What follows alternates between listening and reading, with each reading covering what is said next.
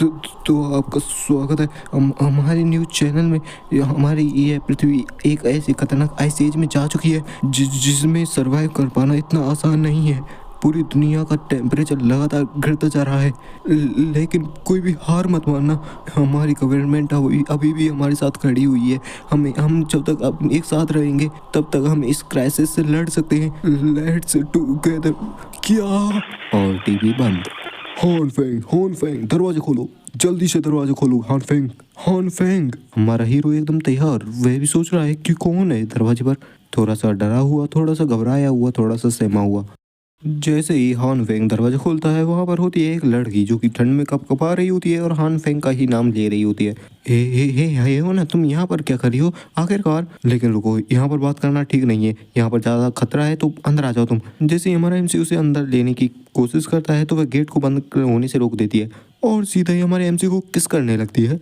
इस टाइम पर वह सच में हमारे एमसी से कुछ ज़्यादा ही चेप हो रही होती है। और जैसा कि सारी लौंडों को पता है, जो लड़की सबसे ज़्यादा चेप हो शुरुआत में ही, उसके पास कोई ना कोई बुरा इरादा तो होता ही है।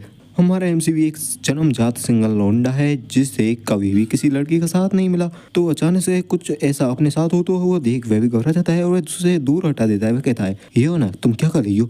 जैसे मैंने गेट को खोला तुम मुझे किस क्यों करने लगी? वह लड़की भी कहती है, हे हान फेंग, मुझे पता चल चुका है कि तुम ही वो पर्सन हो जो मुझसे सबसे ज़्यादा प्यार करते हो। इस खतरनाक क्राइसिस में मैंने सभी लोगों के असली रंग देख लिए हैं, चाहे वो कोई भी हो, चाहे वो मेरा नज़दीकी पर्सन ही क्यों ना हो। सभी एक नंबर के लालची पर्सन हैं यहाँ पर। अगर तुम्हें विश्वास नहीं होता तुम मेरे हार्ट बीट को भी चेक कर सकते हो। मैं तुम्हारे लिए कुछ भी कर सकती हूँ। उसकी अचानक ऐसी बातों को सुनकर हान फेंग भी घबरा जाता है। वह कहता है, क्या कुछ भी? एमसी भी धीरे धीरे उसके जाल में फंसने लगता है। वह कहता है, हे ओना, तुम्हें पता नहीं है आखिरकार तुम्हारे ये शब्द मेरे लिए कितनी अहमियत रखते हैं, लेकिन अभी इस टाइम पर। लड़की कहते, हान फेंग, अब कुछ भी मत कहो। तुम सिर्फ मेरे लिए अपनी आंखों को बंद कर लो। क्या मुझे अपनी आंखें बंद करनी होंगी? लेकिन किस लिए? तभी हम वहाँ पर किसी का हाथ देखते हैं जो कि ये काफ़ी खतरनाक सा बंदा होता है। वह सीधे आते ही हमारे एमसी पर अटैक कर देता है और तभी स्मैश। अचानक से ऐसे हमले को हो तो वो देख वह कमीनी लड़की कहती है, क्या तुमने उसे मार डाला? वह दूसरा बंदा भी कहता है, अब ऐसा इनोसेंट बनने का ट्राई मत करो, क्योंकि तुम्हें भी पता था कि ऐसा कुछ होने वाला है, क्योंकि दुनिया पहले ही विनाश की कगार पर जा चुकी है। तो हमें जितना ज़्यादा हो सके उतना ज़्यादा सप्लाई इकट्ठा करके रखना होगा। चलो देखें अगर इस बेकार से पर्सन के पास कितनी ज़्यादा सप्लाईज थी। लेकिन अभी हमारी एमसी की सांसें चल रही होती हैं धीरे धीरे, और उसने उनकी सारी बातों को सुन लिया होता है। उसे भी काफ़ी ज़्यादा गुस्सा आ रहा होता है, लेकिन उसके मन में भी ये बातें चल रही होती है, मैं हिल नहीं सकता, कि क्या मैं मर रहा हूँ? तो आखिरकार ऐसा ही फील होता है जब कोई मरता है। और वहीं पर वह कमीना और कमीनी दोनों साथ मिलकर रोमांस करने लगते हैं। आखिरी सांस तभी एमसी सोच रहा होता है, यह सब इस कोल्ड हार्टेड वुमेन की वजह से हुआ है। अगर इस दुनिया में दूसरी जिंदगी जैसी भी कोई चीज़ होती है तो उसे मैं पाना चाहूँगा। क्या? रुको, ये रोशनी कैसी? आखिर यह क्या है? यह लाइट सच में काफ़ी ज़्यादा गर्म है। यह क्या, ये हेवन का कोई रास्ता है? रुको, मेरा हाथ ऐसा क्यों महसूस हो रहा है? क्या? और वह कुछ कहता उससे पहले ही वह वहाँ से चिथड़ों में गायब हो जाता है। तभी एमसी की अचानक से आंखें खुलती है। ये क्या था? नहीं रुको, आखिर मैं कहाँ हूँ? रुको, आसपास ये जगह तो। तभी हमें आध घंटे बाद का सीन दिखाया जाता है जहाँ पर एमसी संभल चुका होता है। वह बिस्तर से खड़ा होता है और देखता है सूरज को। क्या यह तो सच में काफ़ी ज़्यादा गर्म है। मैंने कभी नहीं सोचा था कि मैं इतनी गर्मी को बाद में कभी महसूस भी कर पाऊंगा। मैंने अभी तारीख को जांच किया है और आज 28 तारीख है। तो अपोकलिप्स अगले महीने की 15 तारीख को चालू होने वाला है। मुझे तो लगा था कि मैं मर चुका हूँ, लेकिन मैं तो अपोकलिप्स चालू होने के आधे महीने पहले आ चुका हूँ। क्या मैं सच में दोबारा जिंदा हो चुका हूँ? लेकिन रुको, यह कुछ अलग है। ये आज कुछ अलग हो रहा है। जब से मैं जागा हूँ मेरे हाथ के चारों ओर ये लाल लाइट क्या जल रही है? वैसे इससे मुझे चोट तो नहीं लग रही, ना ही कुछ महसूस हो रहा है जैसे गरम गरम सा। मुझे ऐसा लगता है इसका कोई काम नहीं है। शुरू में जब मैंने इसे देखा था तो मुझे तो लगा था कि मैं कोई इमेजिनेशन कर रहा हूँ। अच्छू। रुको, ये तो गर्म हो गया। रुको, ये तो ग्रीन हो गया वो, और ये तो बढ़ता ही जा रहा है। तभी हमारा एमसी डोर को बंद करके अंदर आ जाता है। उस फायर के ग्रीन होने के बाद उसे भी थकान होने लगती है। एक लाइट बीम जो कि मेरे हाथ से निकल रही है, आखिरकार साइंस इसे कैसे जस्टिफाई करेगी? रुको, अब तो ये घटती जा रही है, इसे क्या कहें? एक ग्रीन लाइट जो कि मेरे हाथ से निकल रही है, बार बार बढ़ती है, घटती है। लेकिन ये रेड लाइट जैसी नहीं है। हाँ, अचानक से मुझे इतनी थकान क्यों हो रही है? क्या ये सिर्फ इस ग्रीन लाइट की वजह से है? डैम इट, ये क्या ऐसी चीज है? वेट मिनट, क्या ये उन मानवा स्टोरीज की जैसी है? एक प्रोटैगनिस्ट जो कि दोबारा से जिंदा होता है, उसके पास होती है स्पेशल पावर्स। लेकिन रुको, इसके साथ तो कुछ इफेक्ट नहीं हो रहा। मुझे तो लगा था कि मैं चाकू के साथ कुछ इफेक्ट करूंगा और मेरे पास अमेजिंग स्किल्स आ जाएंगी। लगता है ये इसके साथ रिएक्ट लगता है ये इसके साथ रिएक्ट नहीं करेगा। अरे नहीं, अब तो मुझे भूख भी लग रही है काफी जोर की। क्या फ्रिज में भी कुछ नहीं है? अरे नहीं, यह सच में काफी ज्यादा बुरा है। अगर मैंने जल्दी ही कुछ नहीं खाया तो मैं तो बेहोश हो जाऊंगा। रुको, ये तो सोयाबीन का डिब्बा है। रोस्टेड सोयाबीन से। चलो, अपोकलिप्स के बाद मेरे पास सिर्फ यही बचा हुआ है। पहले वैसे इसे फुल मील कहना अच्छा नहीं होगा, लेकिन इसे खाने के बाद मुझे मार्केट भी जाना चाहिए कुछ खरीदने के लिए। तभी हमारा एमसी अपने उसी हाथ से एक सोयाबीन लेता है जिस हाथ में ग्रीन फायर लगी होती है, और जैसे ही अपने हाथ से उस सोयाबीन को अपने मुंह पर डालता है, तभी बूम, वह सोयाबीन एक सोयाबीन के पेड़ में बदल जाती है। ये क्या है? आखिर ये सब क्या है? क्या सोयाबीन? रुको, अब मुझे थकान महसूस नहीं हो रही। और रुको, मेरी ग्रीन लाइट भी जा चुकी है। क्या इसी ने इस सोयाबीन के साथ कुछ किया था? और देखो तो सही, इस पेड़ में सोयाबीन की फली भी है। इसमें खोल कर देखूं, ओ इसमें सच में ये तो कमाल है। क्या ये मेरी पावर है? ये तो सच में इनक्रेडिबल डिस्कवरी है। मुझे इसके बारे में और भी ज़्यादा जानना चाहिए, लेकिन अभी अभी मेरे पास काफ़ी बड़ा काम है। मुझे काफ़ी बड़ा स्टॉक जमा करके रखना होगा वर्ल्ड के क्राइसिस में जाने से पहले। फिर हमें दिखाया जाता है एक सुहानी सुबह का सीन, जहाँ पर एक नॉर्मल सा दिन, चारों ही बगल काफ़ी हलचल होती है मार्केट में। ओके, तो सोचा जाए तो सबसे पहले मेरे हाथ के चारों ओर रेड कलर का कुछ ग्लो किया था। उसके बाद वह ग्रीन कलर में बदल गया। फिर वह ग्रीन कलर पहले तो काफ़ी ज़्यादा बड़ा हो गया, और फिर वह धीरे धीरे छोटा हो गया। और जब तक वह ग्रीन कलर की लाइट मेरे हाथ की चारों ओर थी, मेरी हार्ट बीट काफ़ी ज़्यादा तेज़ हो गई थी और मैं काफ़ी ज़्यादा थक जाता हूँ। और फिर तब मैंने जैसे ही सोयाबीन को टच किया था, तो वह मेरे हाथ में ही बड़ा हो गया और उसमें से सोयाबीन की फली भी निकल आई। अब ये मेरे पास कैसी पावर्स हैं? तभी हमारे एमसी के पीछे कोई तो आती है जो कहती है, हान फेंग, ये सच में काफी बड़ा कोइंसिडेंस है कि हम दोनों ही साथ में शॉपिंग पर आए। क्या ये हमारा भाग्य है जो हमको एक दूसरे के साथ मिलाना चाहता है? लिटरली भाई, ये वही कमीनी होती है जिसने पिछली बार हमारे एमसी को चक्कर में फंसा कर मरवाया होता है, जिसे देखने के बाद तो हमारे एमसी के रोंगटे खड़े हो जाते हैं। वे भी कहता, ली हियोना मेरे 3 सालों तक मेरे सपनों की एक गॉडेस बनकर रही थी।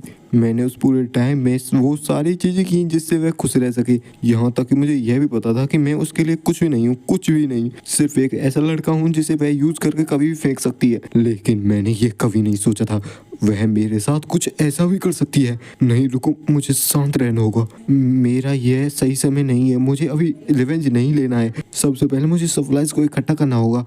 हान फेंग, तुम किन ख्यालों में खोए हुए हो? मैं तुमसे तो जब से बोल रही हूँ, तुम मेरा नाम सुन नहीं पा रहे? क्या हो रहा है?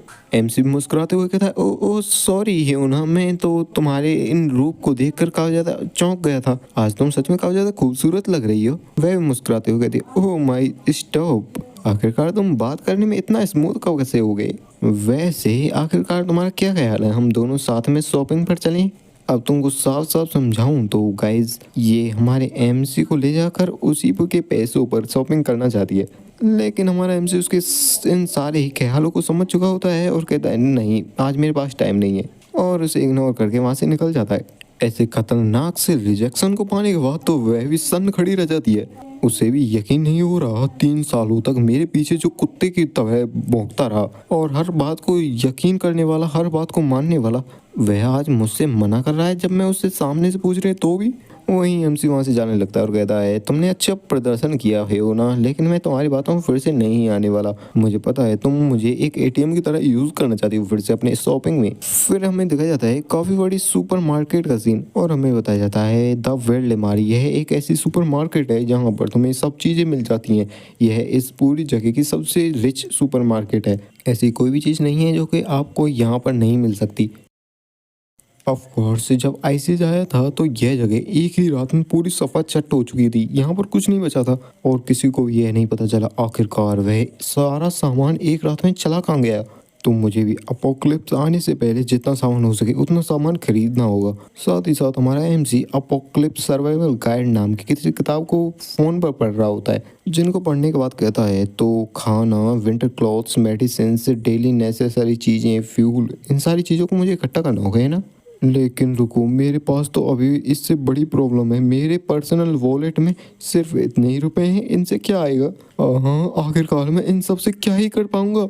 लेकिन तभी उसके फ़ोन पर एक मैसेज आता है, जो कि और कुछ नहीं बल्कि लोन का मैसेज होता है कि उसमें बताया जाता है सर आप लोन ले सकते हैं। तभी हमारे एमसी के दिमाग की बत्ती जलती है और वह कहता है अरे नहीं, इसे तो मैं भूल ही गया। और इस टाइम पर हमारे एमसी ने सारे लोन वाले ऐप्स को डाउनलोड कर लिया होता है, सभी ऐप्स से लोन लेने लगता है। यहाँ पर तो काफ़ी सारे रास्ते हैं लोन लेने के लिए, और एक बार अपोक्लिप्स चालू हो जाए तो मुझे इसे वापस लौटाना भी नहीं पड़ेगा।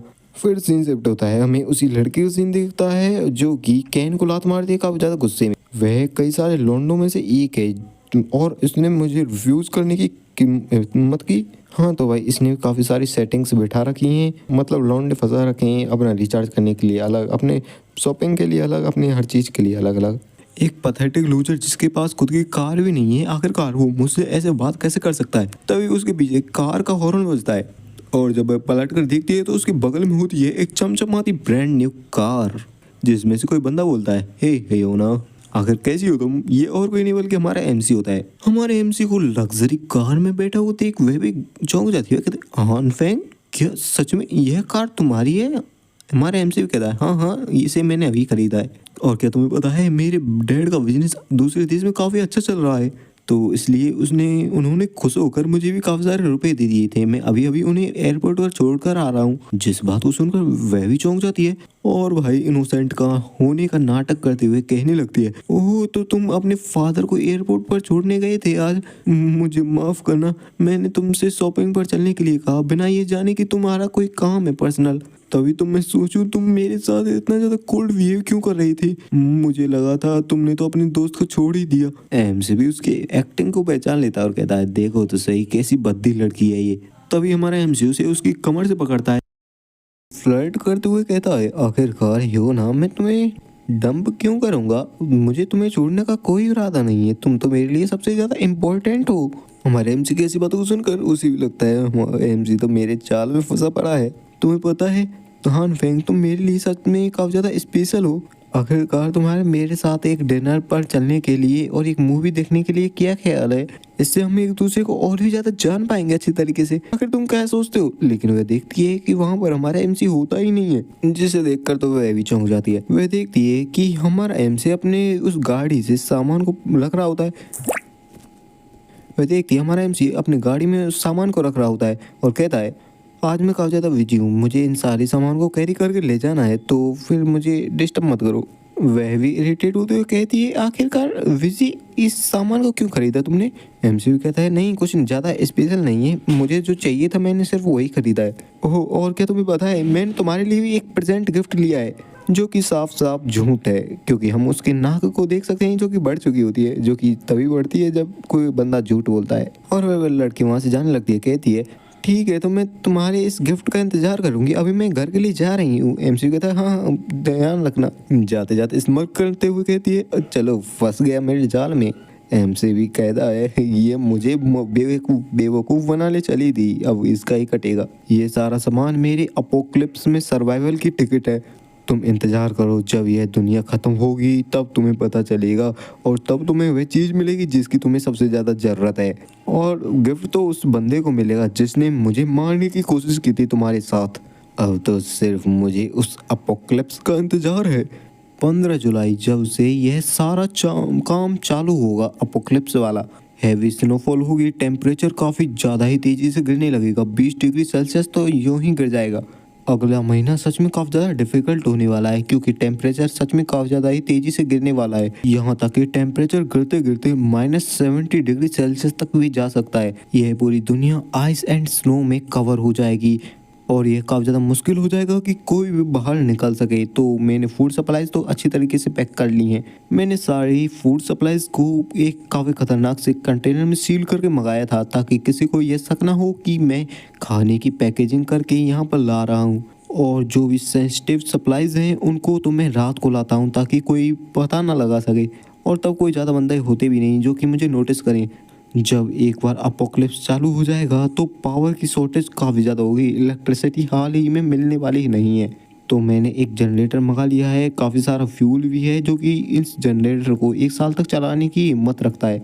कम से कम इतना तो होना ही चाहिए। अपोकलिप्स आने के बाद पूरा ही घर का हीटिंग सिस्टम ख़राब हो सकता है, इसलिए मैंने पूरे ही रूम को एकदम से मॉडिफाई करवा लिया है ताकि मैं हीटिंग तो लेता रहूं, गर्मी तो मेरे शरीर में और मेरे पूरे रूम में बनी रहे। और हाँ, मैंने अपने डोर और दरवाजे खिड़की सभी चीज़ को दोबारा से बनवाया है और काफ़ी ज़्यादा मजबूत भी। एक डेडिकेट सप्लाई रूम भी बनवाया है जहाँ पर मैंने सारी चीज़ों को स्टोर करके रखा है। इन सारी चीज़ों को पूरी तरीके से बनवाने में मुझे लगभग 14 तारीख हो चुकी है, सिर्फ एक दिन पहले उस अपोकलिप्स के आने से पहले। अगला अब यह टाइम है मेन इवेंट का।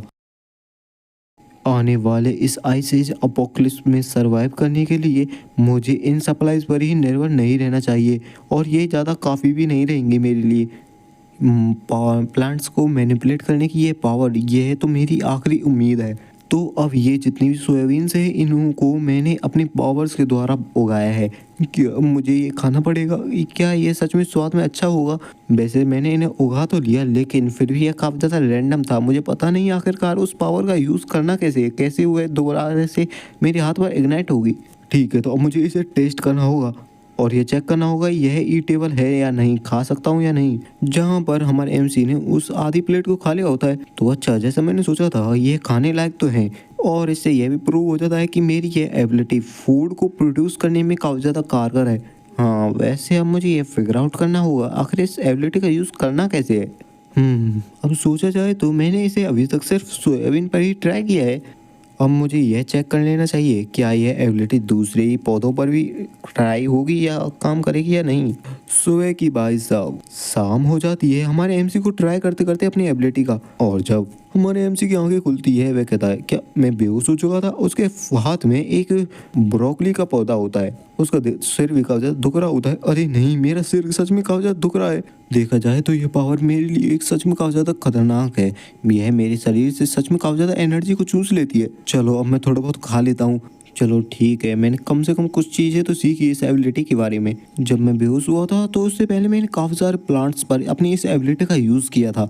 कुछ प्लांट्स पर इसने रिएक्ट किया और कुछ पर तो इसने कुछ काम भी नहीं किया। कुछ के साथ तो ऐसा हुआ कि वे अपने बीज से एक फुल्ली ग्रोन प्लांट में तब्दील हो गए, और वहीं दूसरी ओर कुछ तो एकदम से फट ही गए।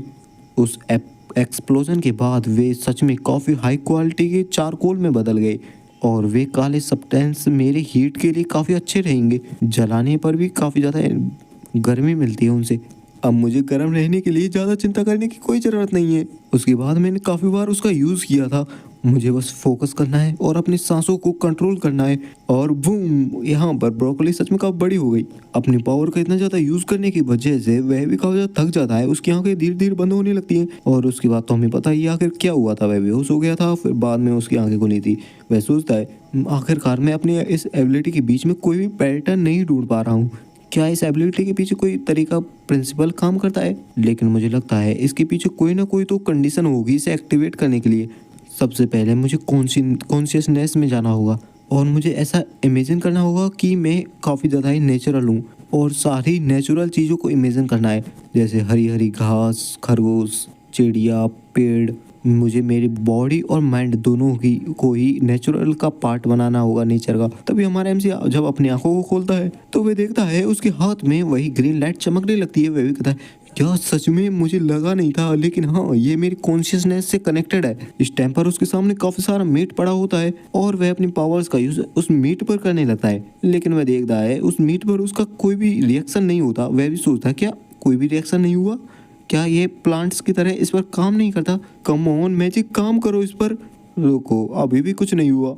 लेकिन रुको, जब भी मैं मेडिटेट करता हूँ तो मुझे 2 कलर की पावर्स दिखती हैं। मैंने अभी तक रेड पावर का यूज़ तो किया ही नहीं। ठीक है, तो रेड लाइट मुझे दिखाओ अगर तुम क्या कर सकती हो। फिर उसके हाथ से वह ग्रीन लाइट तो जा चुकी होती है, लेकिन तभी वह देखता है उसके हाथ में वह रेड लाइट चमकने लगती है और उस मीट के साथ भी कुछ रिएक्शन होने लगता है। लेकिन कुछ टाइम बाद वह मीट पूरी तरीके से सड़ चुका होता है, जो कि देखने में काफी ज्यादा डिस्कस्टिंग लग रहा होता है, जिसे देखने के बाद हमारा एमसी उसे नीचे फर्श पर फेंक देता है और बाद में उसे टच करके देखने लगता है और उसे उठाकर देखता है, कहता है क्या इसने रेड लाइट के साथ रिएक्ट किया था। लेकिन इसे देखने पर ऐसा क्यों लग रहा है जैसे ये सड़ चुका है या फिर ये पक चुका है, क्या है ये? कहीं ऐसा तो नहीं है रेड लाइट की वजह से हुआ हो और रेड लाइट चीज़ों को गर्म कर सकती हो? नहीं रुको, ये इससे भी कुछ ज़्यादा है। यह तो इसमें डिसइंटीग्रेशन प्रोसेस को लगा रहा है, मतलब डिकम्पोज कर रहा है। नो वे। तभी हमारा एमसी अपने एक हाथ में व्हील्स को लेता है और दूसरे हाथ में रेड लाइट के साथ उस मीट के पीस को लेता है और एकदम से उन दोनों ही चीज़ों को कंबाइन कर देता है, जिससे काफ़ी तगड़ी रोशनी चमकती है और वह देखता है वह मीट का पीस सच में काफ़ी ज़्यादा बड़ा हो चुका होता है। लेकिन जब हमारा एमसी अपने हाथ की तरफ देखता है वह कहता है, क्या सोयाबीन के वे पीसेस कहाँ गए? नो वे, ऐसा नहीं हो सकता। क्या वे सोयाबीन के पीसेस इस मीट के साथ मर्ज हो गए?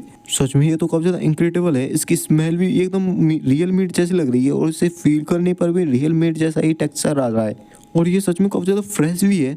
एक बार फिर से कम ऑन, फिर से ये फेल क्यों हो गए? क्योंकि जब उसने इन एबिलिटीज़ का यूज़ बाकी के मीट पर किया होता है वे सारे ही ख़राब हो चुके होते हैं। ठीक है, भूल जाओ उसे। अब मुझे बाकी टाइम लेना होगा इसे सही से समझने के लिए।